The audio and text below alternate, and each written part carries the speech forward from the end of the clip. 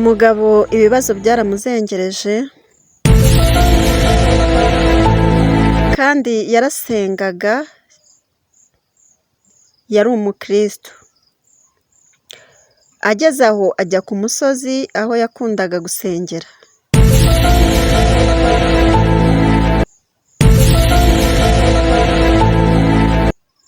Ahageze aravuga ati umva rero wa Mana we,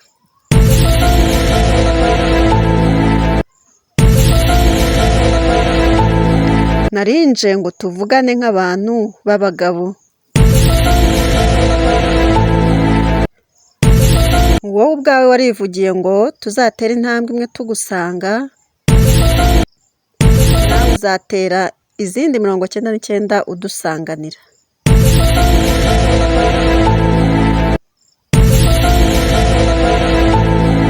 None narinje ngo nkubaze impamvu ntera intambwe imwe ngusanga, wowe ugatera 99 umpunga.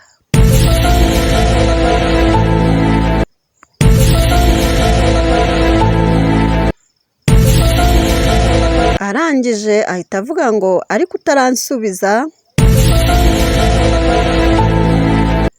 sinakurenganya.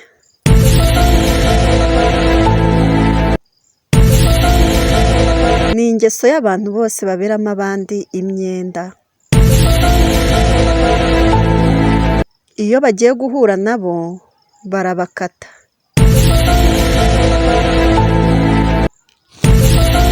Atari ko iyo umuntu akubereyemo umwenda uri imfura nkanjye,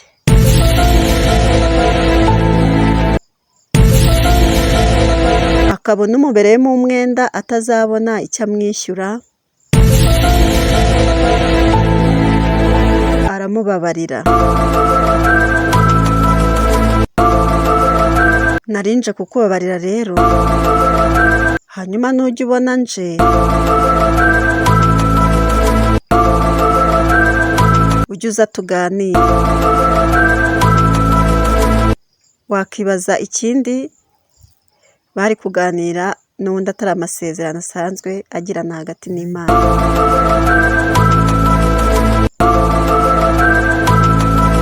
Inkuru kandi irimo isomo rikomeye.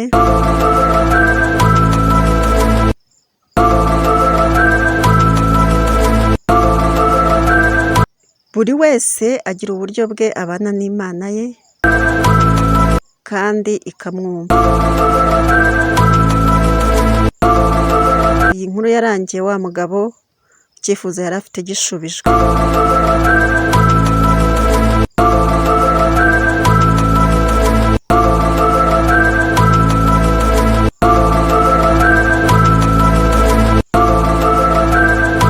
Ubundi umukiranutsi agira inzira 3 zikemukiramo ibibazo bye.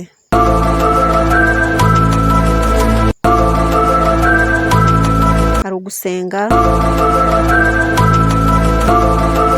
hari ukwihangana,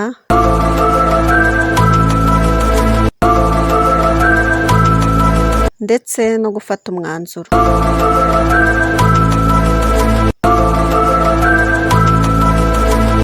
Mu bigaragara uyu mugabo yafashe umwanzuro ajya gusenga, kandi yari yanihanganye yumva ko ibitarashubijwe nta kindi yabihinduraho.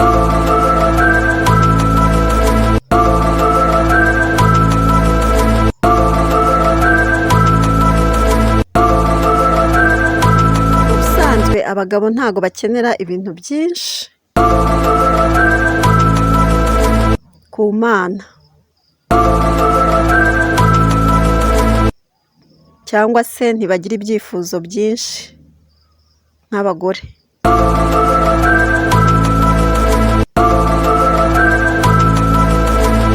Niba hariho ikintu cyiza Imana iha umugabo mwiza, ikaba imumaza umubabaro w'iteka ryose, ni umugore muzima.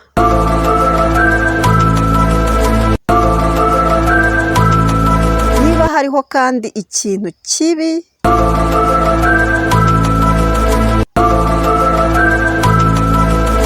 kibabaza umugabo mu isi, ubuzima bwe bwose, ni umugore mubi.